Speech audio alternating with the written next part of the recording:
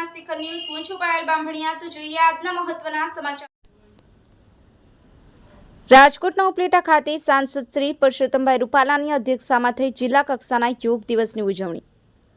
રાજકોટમાં આંતરરાષ્ટ્રીય યોગ દિવસની જિલ્લા કક્ષાની ઉજવણી આજે ઉપલેટા ખાતે સાંસદ શ્રી પરસોત્તમભાઈ રૂપાલાના અધ્યક્ષસ્થાને કરવામાં આવી હતી। અહીંની મામલતદાર કચેરી પાસે તાલુકા શાળાના મેદાન ખાતે યોજાયેલા યોગ દિવસના કાર્યક્રમમાં આશરે 2000થી વધુ લોકો જોડાયા હતા અને યોગમય બન્યા હતા। રાજ્ય યોગ બોર્ડના પ્રશિક્ષક શિક્ષકોએ યોગ બોર્ડના પ્રોટોકોલ પ્રમાણે સર્વને યોગ તથા પ્રાણાયામ કરાવ્યા હતા।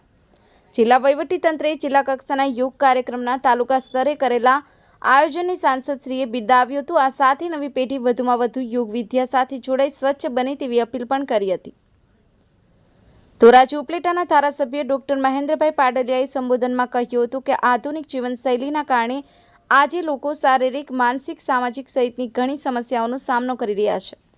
બાળકો યુવાનોમાં મોબાઈલ જેવા ગેજેટના ઉપયોગથી તણાવ વધ્યો છે, ત્યારે શરીર અને મનના સ્વાસ્થ્ય માટે યોગ એકમાત્ર ઉપાય છે। યોગ એ શરીર, મન અને આત્માને જોડવાની અનોખી પ્રાચીન પદ્ધતિ છે।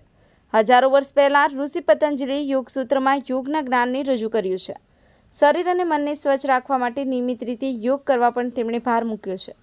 ગુજરાતના મુખ્યમંત્રી શ્રી ભૂપેન્દ્રભાઈ પટેલની અધ્યક્ષતામાં યોગ દિવસની રાજ્ય કક્ષાની ઉજવણી બનાસકાંઠાના નડાબેટ ખાતે થઈ રહી છે, ત્યારે મુખ્યમંત્રી શ્રી ભૂપેન્દ્રભાઈ પટેલના ઉદ્બોધન અહીં લાઈવ પ્રસારણ કરવામાં આવ્યું હતું। બ્યુરો ચીફ આસિફ ખોખર, સત્યના શિખર ન્યૂઝ, રમેશ સત્યની સાથે।